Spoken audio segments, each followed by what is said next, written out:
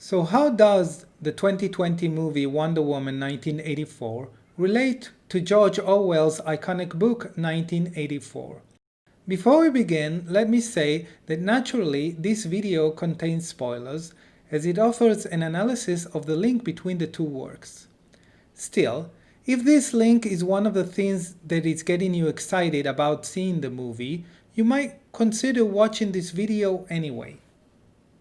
So let's get right to it. What is the link between Wonder Woman 1984 and George Orwell's seminal book?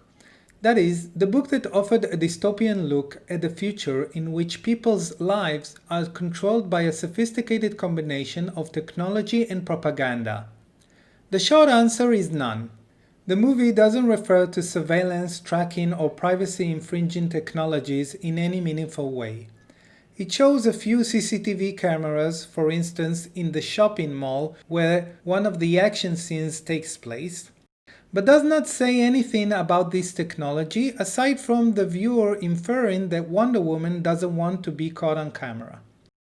Generally, technology is presented in the movie as either benign or something to admire, while acts of technological misuse are associated with the villain's nefarious motivations and not with the technology itself. If a link between the Wonder Woman movie and George Orwell's book nevertheless exists, it is probably on the issue of propaganda and truth-telling. Indeed, Orwell, who was intimately familiar with the issue of propaganda from his and his wife's experience in World War II, was deeply concerned by the manipulative power of propaganda for controlling citizens. His book, 1984, exemplified how such well-crafted propaganda in the hands of a centralized power can create a true hell-on-earth situation in which people's freedom is significantly compromised. Wonder Woman 1984, on its part, talks about the truth as a core value, and Diana's loyalty to the truth seems to be essential to humankind's salvation in the story. That said, the movie doesn't even make a good case for the danger of propaganda. The arch-villain's propaganda doesn't seem to work, in fact. His dreams to come off as a successful businessman through the use of TV commercials largely fail, until, through the use of metaphysics, he is able to actually deliver on his economic promises.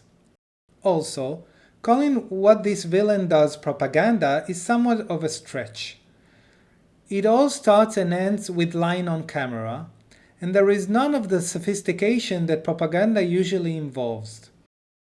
His final act as a villain goes on to combine broadcasting with propaganda, but this appears more like a caricature of mass media propaganda than the actual thing.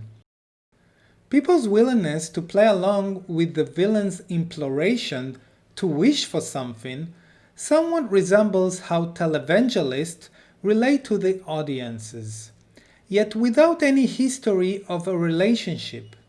Thus, we are expected to believe that merely appearing on TV with the White House logo behind him is sufficient for this villain to convince people to comply. It is therefore hard to conclude that Wonder Woman 1984 actually engages with Orwell's 1984, and if it nonetheless does, the execution is so poor that whatever they tried to say was lost in the making of the movie. It is a pity though, since the Wonder Woman comics does make considerable references to Orwell's work. At the end of the movie-making process, and definitely after watching the final product, the creators of this movie would have been better off dropping the year from the title, or going with another year that isn't associated with Orwell's book. How about 1985? Their insistence on 1984 is selling something that is not there and creating false expectations for people who are considering watching the movie. It is pretty ironic, given the truth-telling message of this movie.